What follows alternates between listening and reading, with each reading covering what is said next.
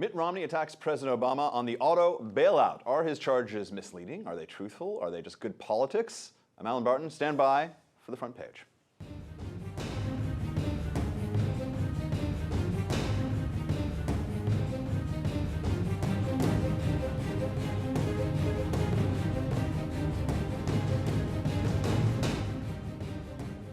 Joining me on set to discuss, Terry Jones, Associate Editor of Investors Business Daily, and Rituparna Basu, Writer and Research Associate with the Ayn Rand Center for Individual Rights. All right, though, Hurricane Sandy has muted political news this week. This new ad by Mitt Romney on the auto bailout got a lot of criticism from the mainstream media. Why don't we take a look? Who will do more for the auto industry? Not Barack Obama. Fact checkers confirm his attacks on Mitt Romney are false. The truth? Mitt Romney has a plan to help the auto industry. He's supported by Lee Iacocca and the Detroit News. Obama took GM and Chrysler into bankruptcy and sold Chrysler to Italians who are going to build Jeeps in China. Dun, dun, dun. Jeeps built in China. All right, Terry, PolitiFact, you know, these fact checkers, I'll be so glad this is done 4 days. Okay, so PolitiFact has rated this ad as a pants on fire, liar, liar rating. What do you think? What the argument is here? Jeeps built in China. Half the auto parts are already in any car are built in China. So yeah, there's a little malarkey in there, but you know, let's be honest here. What he says basically is accurate. Obama did not do any favors to the auto industry with his government-managed bankruptcy and by handing over a big chunk of the auto industry to the unions and screwing non-union workers and all the other things that he did. And there's considerable evidence that in fact the auto industry has been impaired by this, and a lot of people will no longer buy these the products of these companies. I know many people who will not buy them because they're tainted in some way. So I think it's done a great deal of damage. So from that standpoint, I think it's accurate. Rita, of course, the Obama campaign hits back against the governor, releasing 2 ads to refute the claims. And why don't we take a look at the latest spot?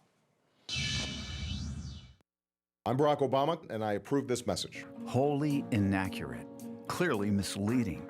That's what news outlets are calling Mitt Romney's latest ads, suggesting auto jobs are being sent to China. GM calls Romney's ads politics at its cynical worst. And Chrysler's CEO said it's simply not true. We know the truth, Mitt. My dad can beat your dad up. You know, this is just, it goes back utterly untrue. That other guy's ads, my ad is way more true. And so says it's so more true. So there. I mean, this is the level of political discourse. Drives you nuts. But what is going on with this auto bailout? Because, the interesting thing is that, Romney was for a bankruptcy and Obama did a bankruptcy, and everyone thinks that the bailout was not a bankruptcy, but it really was this managed bankruptcy. What do you see here as the lesson underneath how to deal with the problems of the auto industry, which was really the problems of 2 companies primarily, Chrysler and GM? Right. Yeah, so now the issue in the election is, well, should the bailout have happened? Should it not have happened? But I think what people are forgetting is, as you mentioned, how this process took place a couple years ago. So usually when a company goes through bankruptcy, that's a legal process. There's certain things that are done. The shareholders, the stockholders, bondholders are taken into account. That's not what happened with, say, GM. So GM was a very politicized bankruptcy. The whole goal was, it doesn't matter what the shareholders are owed legally. It's all about protecting the union contracts, protecting these pensions. And that's what happened. So was that right? Well, I don't think that was good for all the people who had stocks in GM. I mean, people had $80,000 worth invested. Now those stocks are worth like $200. Extra legal means of getting them out of a situation, which they're not really out of. I mean, GM is not exactly. It's not like it's performing brilliantly. 2 years after the bailout, they're making it like GM is back. You know, the Biden thing. You know, Osama bin Laden dead as GM is alive. GM is on life support. It's barely functioning, and partly because they never really dealt with the innate inefficiencies of what they wrought as a company with these plans. Yeah, they never fixed what was wrong. And what was wrong was that they had these massive union contracts that were not sustainable by their business model. That's a fact, and it's a fact today. They cannot make money long term with what they have in terms of their union contracts. But even worse than that, you know, when the federal government came along and put a bunch of money into GM and Chrysler. In the case of GM, they put so much money into it that it would take a stock price of about 52 a share for them to get just to break even. The stock is now below 20. Mm-hmm. So it's a big loss right now for taxpayers. And anybody who thinks that GM, with its 7% profit margin, which is pathetic compared to Ford's 12%, is a resounding success story, needs to check their finances a little more. Yeah, and then you also hear that, you know, we saved the auto industry, but the auto industry is a lot bigger than even GM, as big as it is. You know, there are a lot of auto companies out there that were not going completely bankrupt on their stupid labor plans and health plans and all that stuff, and that's sort of lost in the mix as well. Yeah, and you know, Yaron has pointed this out a number of times on the show.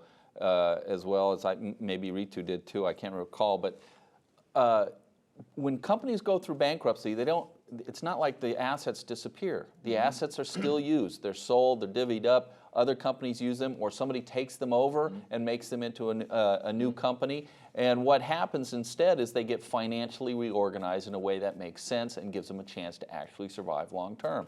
And that was completely circumvented. Well, it sort of goes to my next question, because a new study by economist Brian Kelleher-Richter shows that Chrysler actually would have done better without the bailout.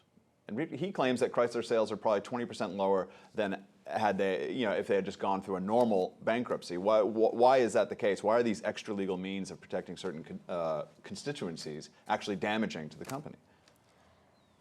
I mean, there's a real question, why is the auto industry worth protecting? What makes these jobs particularly worth protecting? Is that the proper role of the government?